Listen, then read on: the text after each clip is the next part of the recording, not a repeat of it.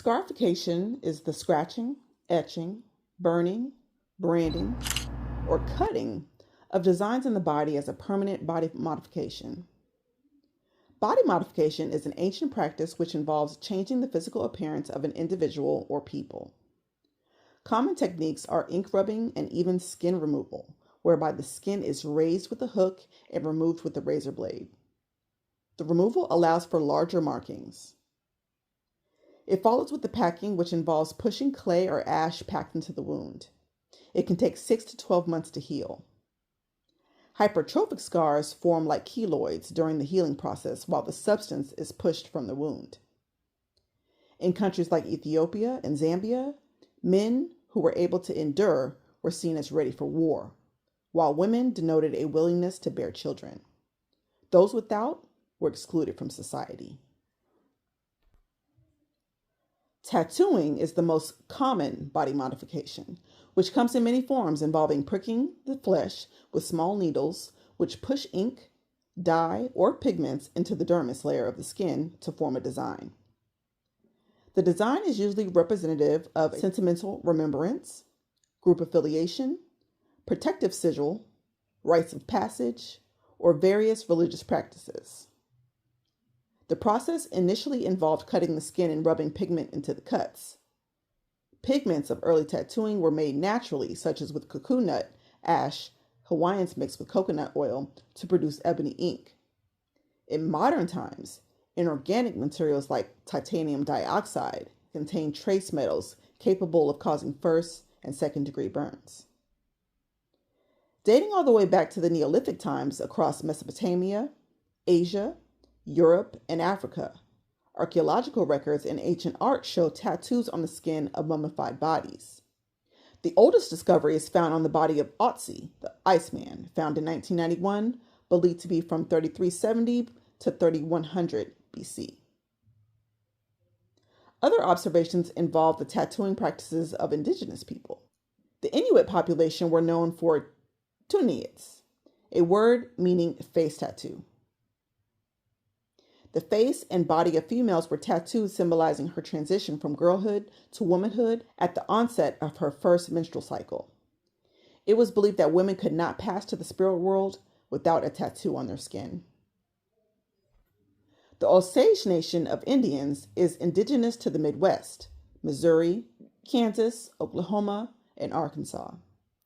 The Osage believed the supreme life force called Wakanda pervaded the sun, moon, earth, and stars. Everything was created with the spirit of Wakanda within it. Tattoos were a way of connecting the ancestors to the spirit world through channeling, a form of communication with non-physical beings. Thus, the practice of tattoos was essential to Osage culture. The Haudenosaunee Confederation includes a tradition where young men journeyed to the wilderness to discover their personal Manitou. This was known as a vision quest. The Manitou is the life force according to the Algonquian people. These good or bad spirits are omnipresent, manifesting everywhere. Once in the wilderness, the worshiper enters a trance through fasting, prayer, and hallucination, after which the Manitou is revealed by dreams and visions. The Manitou were used by medicine healers to foretell the future, change weather, and even treat illness, which is believed to be caused by magic and spirits. The trance would allow for communication between the healer and the Manitou. Non-healers could access these guardian spirits, being accompanied by a spiritual specialist. How the spirits were contacted depends on the tribe. Before going to war, young men would tattoo their Manitou on their body as a sign of protection. As they were successful in war, they would get more tattoos. It is a common theme across many traditions that tattoos can be portals to the spirit world, depending on the tattoo design, why it was received, the rituals surrounding the design, and the person performing the tattoo. The Eye of Horus is known for being a portal to evil monitoring spirits.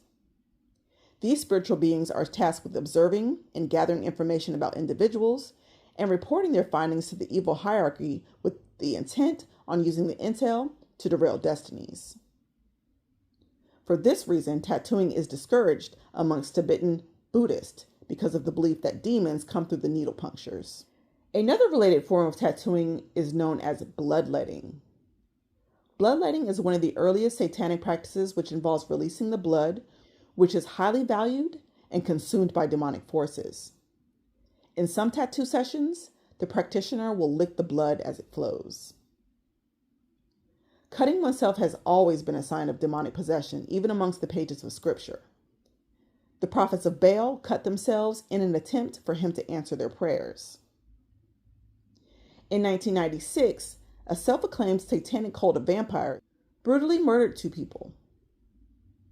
Rod Farrell, the killer, claimed his journey of Satanism, blood, and vampirism began by walking in cemeteries, cutting himself like the man Jesus encountered at Gadarenes. Vampirism is defined as sexual gratification obtained through drawing blood or energetically feeding off the life force of others. The term vampire means returning or coming back to, and their legends have continued from Mesopotamia and told of demonic entities, cannibalistic, blood-sucking spirits predating the modern notion of the creature. Vampires were revenants, spirits, or an animated corpse believed to be revived from the dead and haunts the living. Graves that contained supposed revenant bodies had precautions put in place to prevent the dead from rising from their graves, such as stones on the legs or body parts removed. In Old Slavic and Bulgarian folklore, Virkolkas were similar to vampires and feasted primarily on the liver. The term comes from 2 compound words for wolf and hare, originally the werewolf. Information about tattooing is vague. One side says there's absolutely nothing wrong with tattoos, they're just for expression, while the other side actually sees ties between tattoos and demonic possession and acknowledge that there are spirits connected with getting tattoos. So, what are your thoughts?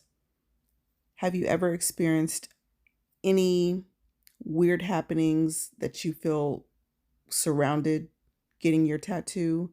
Or have you maybe seen signs of demonic possession within someone else? Maybe someone is acting as the tattoo that they've received.